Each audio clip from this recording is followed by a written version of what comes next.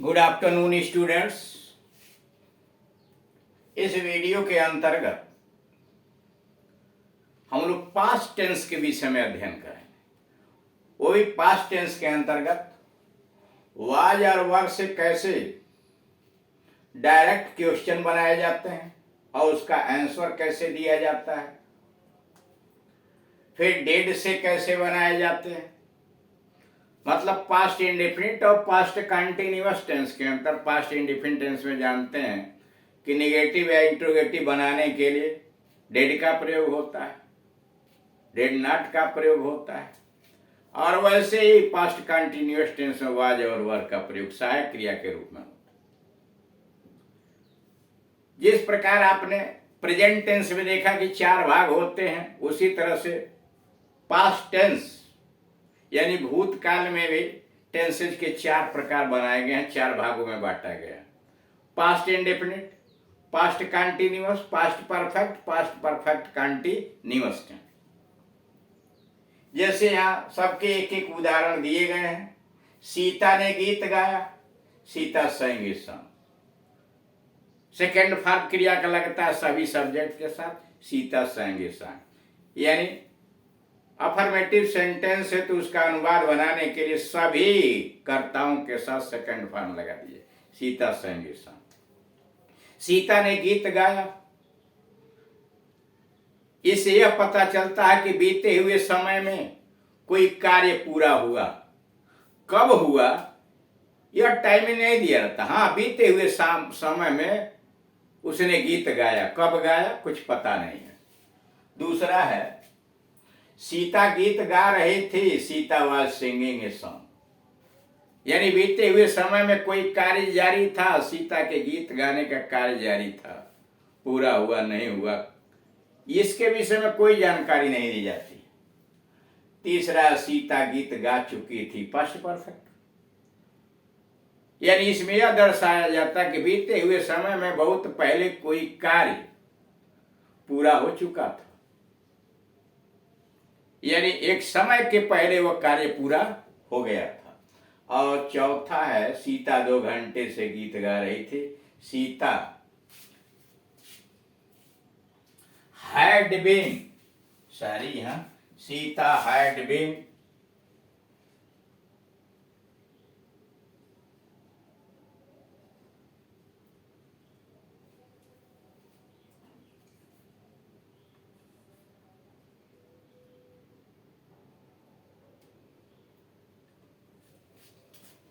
Sita had been singing a song for 2 hours. Sita had been singing a song for 2 hours. Sita 2 घंटे से गीत गा रही थी। सारी ये पहले हैज लिख गया था, यहाँ भी हैज हो गया था, सुधार दिया गया। Sita had sung a song, Sita had been singing a song. अब इसमें सभी कर्ता के साथ पास्ट परफेक्ट में हैड लगता है, क्रिया का थर्ड फॉर्म लगता है।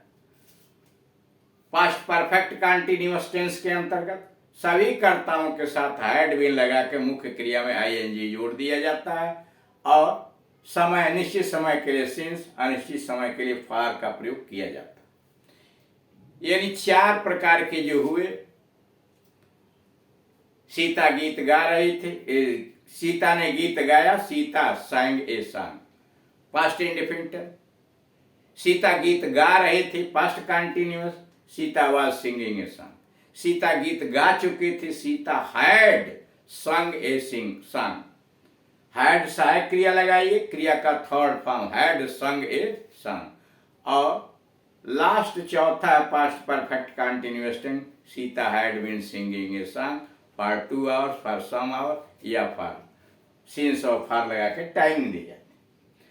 अब आइए पास्ट इंडेफिनिट टेंस में डेड से बनने वाले डायरेक्ट क्वेश्चन, यानी जो सहायक क्रिया हिंदी के क्या से जो शुरू होते हैं, यानी इनका आंसर आप यस नो में दे सके।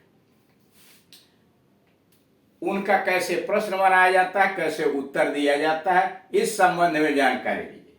जैसे द टीचर, अध्यापिका ने पूछा क्या तुम जल्दी उठी।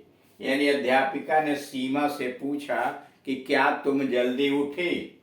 Did you get up early yesterday. Did you get up early yesterday? क्या तुम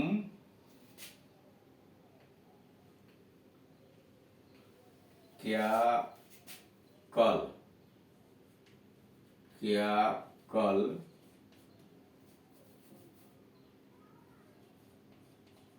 कल तुम जल्दी उठे? यानी क्या कल तुम जल्दी उठे? Did you get up early yesterday? क्या तुम कल जल्दी उठे? सीमा ने कहा हाँ श्रीमती जी। उसका आंसर जो बना, हाँ श्रीमती जी मैं जल्दी उठी। यस मैडम, यस मैडम, हाँ Shrimati ji I got up early. Yes madam I got up early. The teacher अध्यापिका, क्या तुमने डबल रोटी और मक्खन खाया? क्या तुमने डबल रोटी और मक्खन खाया? Did you have bread and butter? Did you have bread and butter? क्या तुमने डबल रोटी और मक्खन खाया? तो सीमा ने कहा हाँ श्रीमती जी मैंने खाया। Yes madam I did. अब हो गया, आगे खाने की लिखने की कोई जरूरत नहीं। यस आई डिड और नेगेटिव रहता कि मैंने नहीं खाया। Yes no I didn't, no I didn't. मान लीजिए इसने कहा होता कि नहीं श्रीमती जी मैंने नहीं खाया। No madam I didn't, no I didn't. अध्यापिका, क्या रजनी तुम्हारे पास दोपहर को आई थी? Did Rajni come to you at noon? क्या रजनी, अध्यापिका ने फिर पूछा सीमा से, क्या रजनी दोपहर को तुम्हारे पास आई थी? Did Rajni come to you at नून?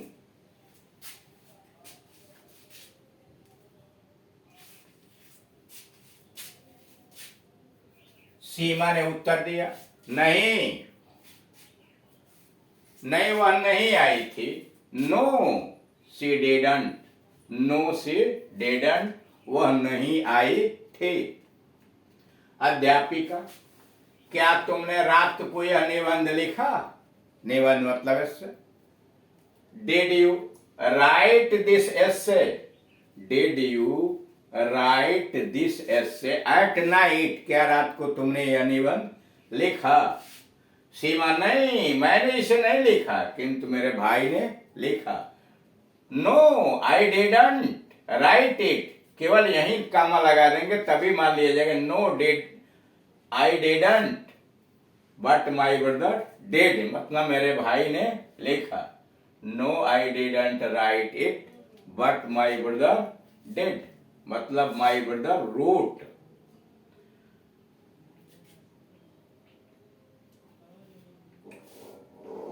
ये रहा पास्ट इंडेफिनिट टेंस।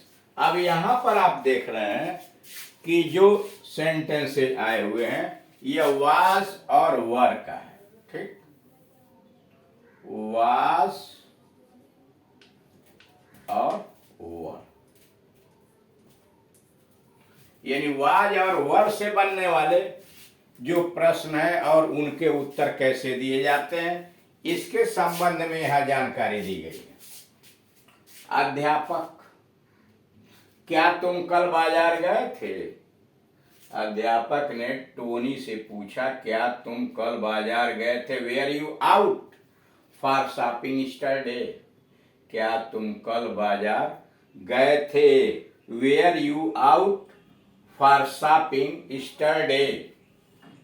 टोनी, हाँ श्रीमान जी मैं बाजार गया था। Yes sir I was, yes sir I was.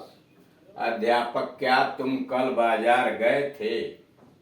Where you out for shopping yesterday?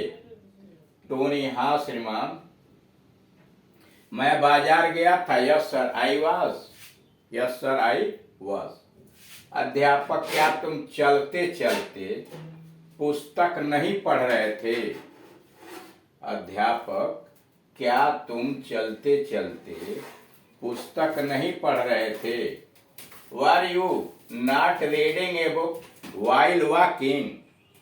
Were you not reading a book while walking. Tony ने कहा, हाँ श्रीमान, मैं चलते चलते पढ़ रहा था।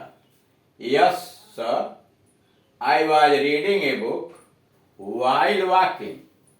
टोनी ने कहा, हाँ श्रीमान, मैं चलते चलते पढ़ रहा था।